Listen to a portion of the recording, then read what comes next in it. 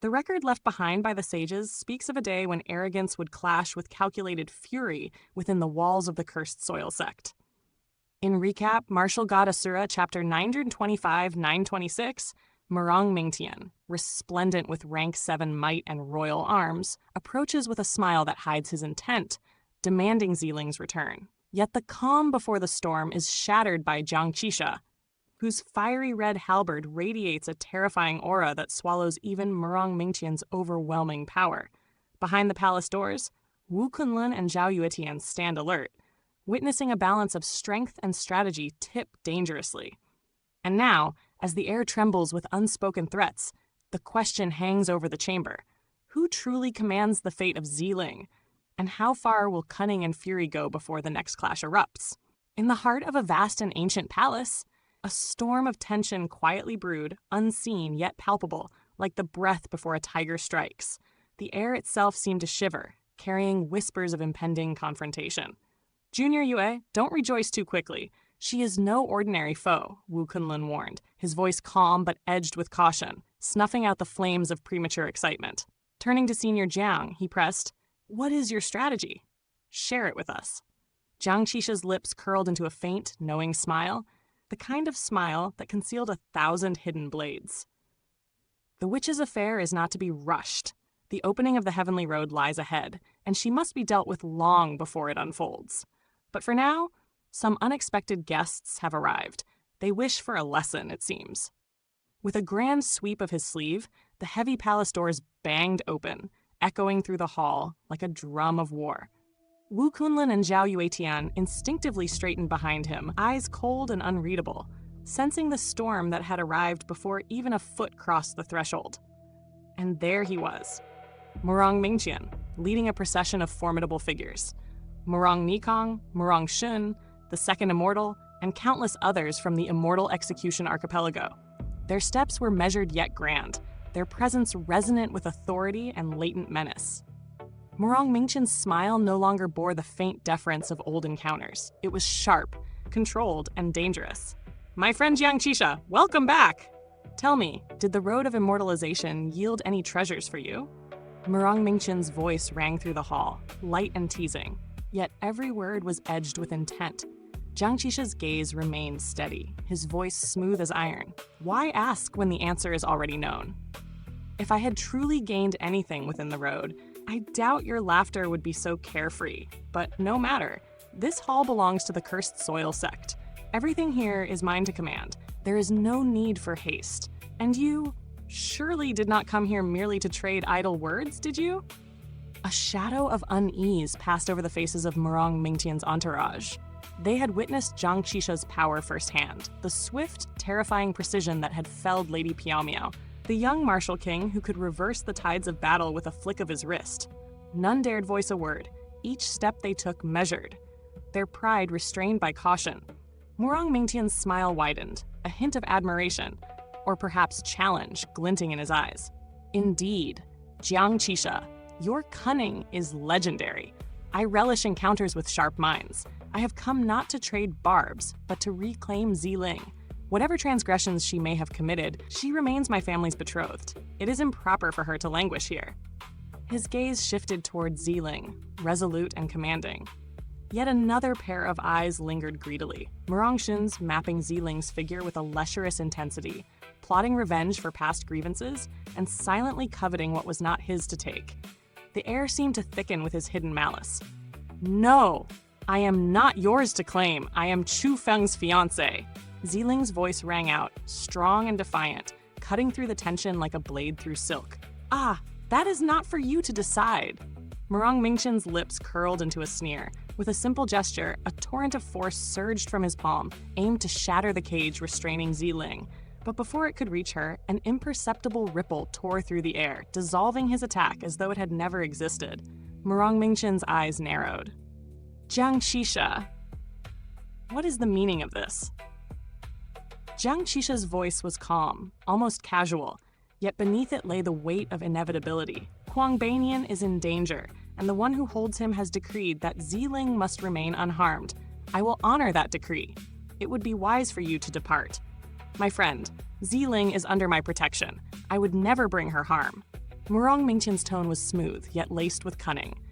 "That may be so," Jiang Qisha replied, his gaze unflinching, "but trust is earned, not given." A shadow flickered across Murong Mingtian's features. "You do not trust me?" "Not for a single moment," Jiang Qisha affirmed, rising to his full height, eyes sharp as a drawn sword. "I never have." Fury flared within Murong Mingtian. "I warn you, Jiang Qisha, I have tolerated your arrogance out of respect for our past alliance. Think not that I fear you." His voice roared, shaking the walls, as he leveled his hand and summoned forth a royal armament. The weapon blazed with celestial light, the aura of a rank 7 martial king radiating outward, enough to unsettle the foundation of the palace itself. The hall trembled as if the ancient stones themselves recognized the clash of titans. Trinkets and ornaments quivered and cracked under the pressure, yet Jiang Qisha remained untouched, unmoved, eyes gleaming with unyielding resolve. With a flick of his palm, a fiery red halberd materialized in his grip, a weapon that exuded a presence so formidable that it swallowed Murong Mingtian's oppressive aura beneath its fiery weight. An almost tangible pressure descended upon the hall, suffocating, oppressive, bending even the light and air to its force. Murong Mingtian's royal armament shivered, reluctant and dwarfed by Jiang Qisha's commanding presence. Fear, subtle yet undeniable, crept into his gaze as he examined the halberd, understanding fully the peril he now faced. Finally, with a reluctant sweep of his robe, Murong Mingtian stowed away his royal armament, and with it, the proud might of a rank 7 martial king. His voice, tinged with shame, broke the silence. "Jiang Qisha, I have been rash. Please, forgive my presumption." The confrontation had barely begun, yet victory had already whispered its name. In the stillness that followed, the hall breathed, knowing that in this world of martial kings and heavenly secrets, power alone could command respect. Even before a single strike was exchanged, the winds of fate howled through the grand palace of the Eastern Sea, carrying whispers of tension and fear.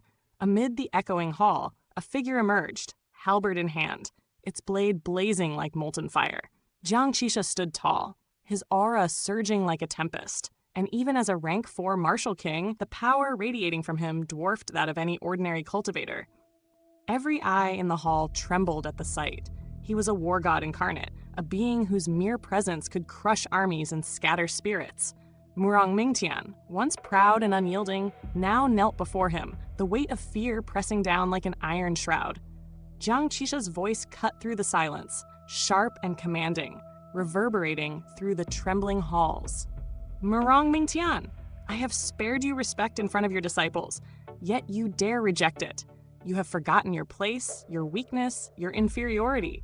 Do you truly believe a rank 7 martial king like you can stand equal to my Cursed Soil Sect?"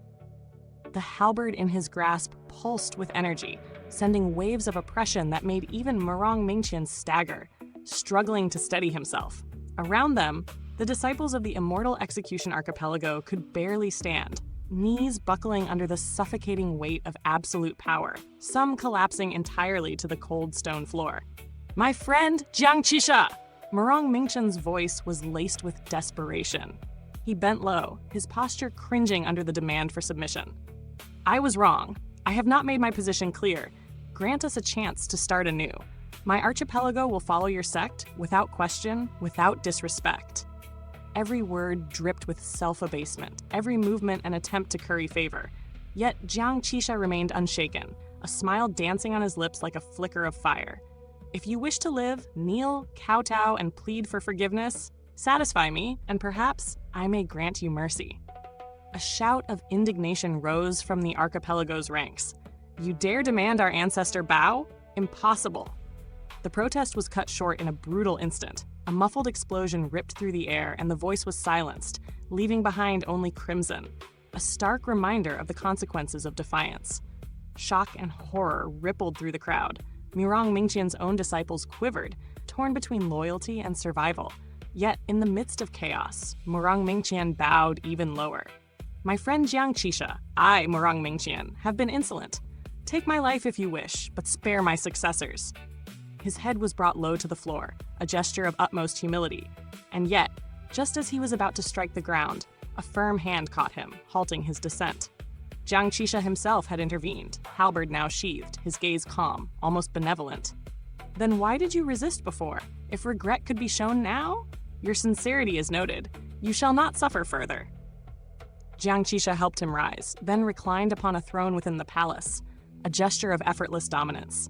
Rise, he commanded, and yet the archipelago remained paralyzed. Only Murong Mingtian's whispered urging coaxed them upright, trembling, drenched in sweat, their expressions a mixture of awe and terror. Remember. Jiang Qisha's voice rolled over the silent hall. To outsiders, we appear cooperative, but know this. Equality is an illusion. I am your master here. Any further disrespect will not be tolerated. Understood? Murong Mingtian bowed his head deeply in acknowledgement, gratitude and relief flickering in his eyes. Thank you for your generosity, my friend, he said, voice subdued. We shall serve faithfully. Jiang Qisha waved with casual authority, promising a future of broader horizons, a path to the legendary Holy Land of martialism.